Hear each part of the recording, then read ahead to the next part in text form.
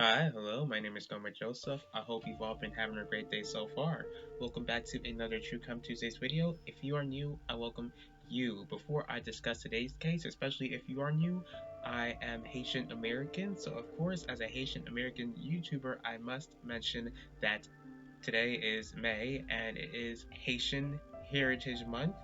Also, on May 18th, it will be Haitian Flag Day, so happy Haitian Flag Day to all my Zos who are watching.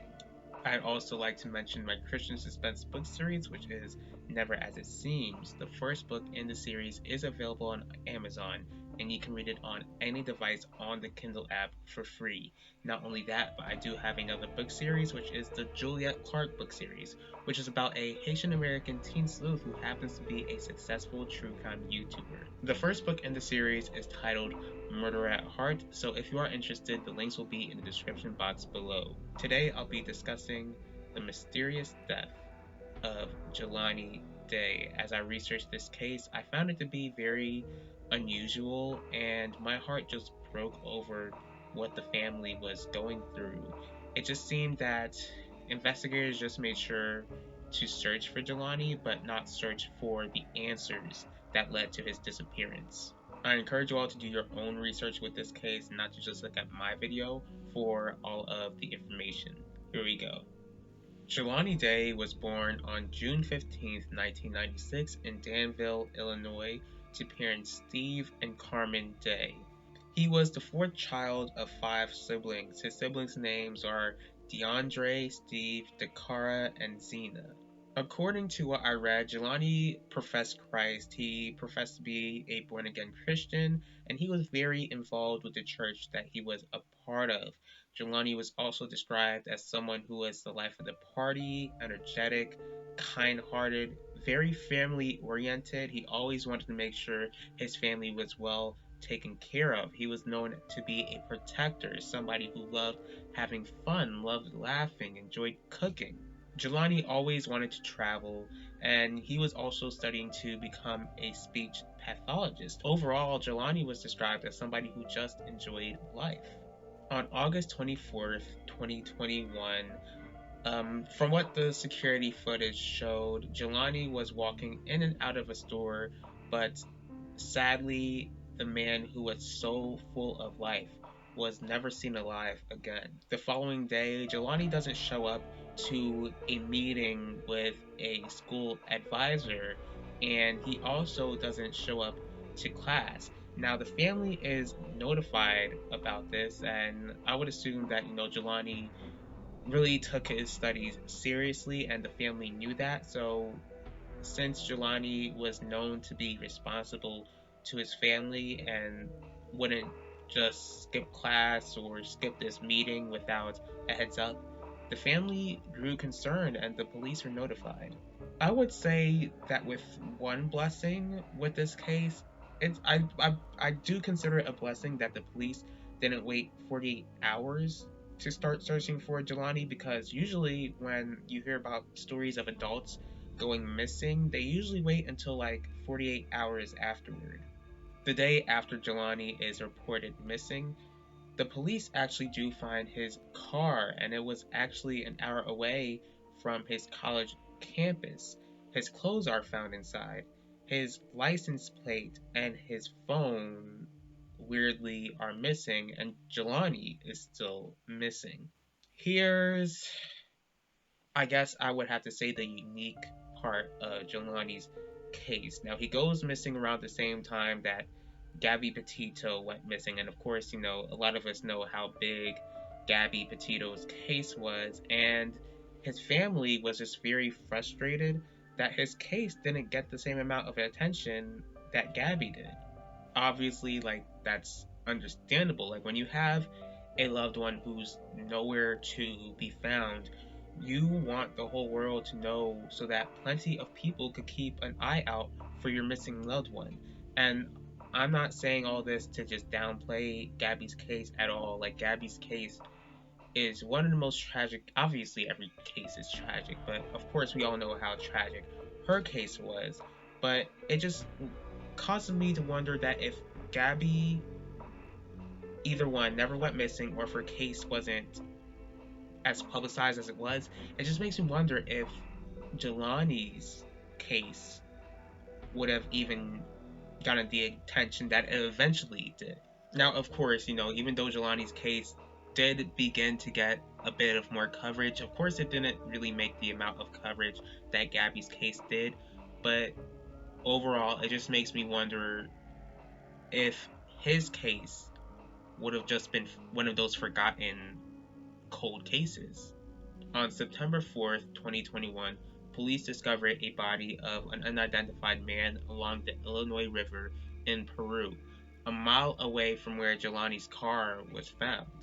Since investigators believe that this body did belong to Jelani's, they somehow got the family's DNA. I'm just not really sure about the details of that. Like, I don't know if the family willingly gave the DNA or if the investigators just pretty much obtained it somehow without their permission. Like, I'm just gonna assume that it wouldn't really be legal to get somebody's DNA without their permission, but I'm just not sure. Like, I guess it's not though, because they did test this body with the DNA of Jelani's family. So if you guys know, leave that in the comment section, because as you can see, I don't know. In all seriousness, I also don't know why it took so long for there to be confirmation, but the family's worst nightmare sadly did come true, and it was announced that the body did belong to Jelani. The weird thing is that the family wasn't allowed to view the body right after it was confirmed to be Jelani's, and I don't understand that either. Of course, like, I know that they have the DNA to confirm that it was Jelani's, but in most cases that I've heard of, you always have somebody identifying the body, and I just always assumed that somebody that the family knew or somebody in the family would just immediately be called to identify the body that they see.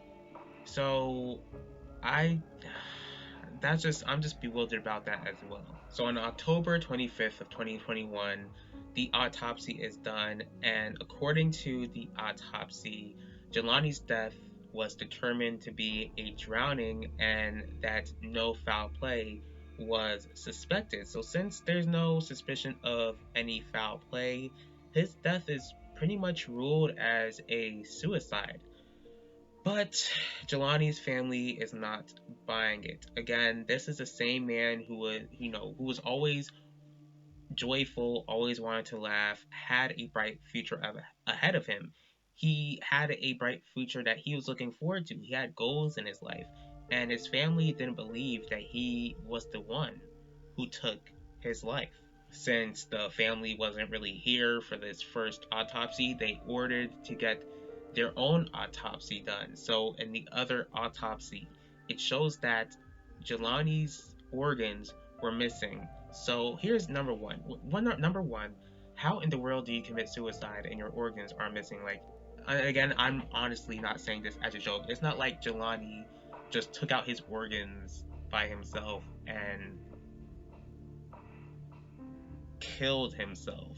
I mean, of course, because again, if you do that, like, obviously you're gonna die. But it's like, the death was due to drowning. It's not like he took his organs out and went into the water and drowned, because obviously that makes no sense. And also, I just find this to be eerily similar to Kendrick Johnson's case, because when he was, when there was like an autopsy done, I just know that with Kendrick Johnson's case, with his body, there were no organs found, but it was just substituted with paper. Also, the family did mention how sketchy, because again, Jelani was found in Peru, Illinois, and the thing about Peru, from what his family explained, was that there were plenty of sketchy deaths or incidents that occurred in that area. Like I mentioned before, like, his cell phone was missing, but eventually it was found on an interstate. So let's go ahead and just think this through. Let's just go ahead and gather the facts that we were just going over. So if Jelani killed himself, how come his belongings are all over the place? Like, his car is in one place, his clothes are inside the car, his license plate is missing, his phone is in another place. Like, why in the world? Like, who decides before they kill themselves to leave a scavenger hunt games of their belongings? Like, I mean, I don't understand that. Like, you're gonna have this scavenger hunt game before you kill yourself. So I I don't understand how he would be responsible for his own death if he just has his all this stuff scattered all in all these different places. It just makes no sense to me. Clearly, as you can see, a suicide to me just doesn't seem right with this case. Again, there were no signs of depression that anybody in Jelani's life noticed, and Jelani, again, had a lot to look forward to in life, and there are just sketchy details that involve his disappearance and his death that just doesn't scream that he took his own life.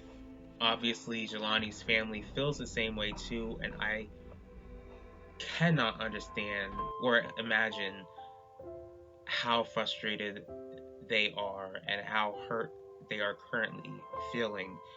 They literally have so many questions, but it seems like the investigators don't really want to look into the questions which the family has. And my prayer is that God comforts this family and provides them with the answers that they're looking for. The God that I serve, the God of the Bible, is a God of justice. And if someone or some people harm Jelani, then God will make sure that justice is served.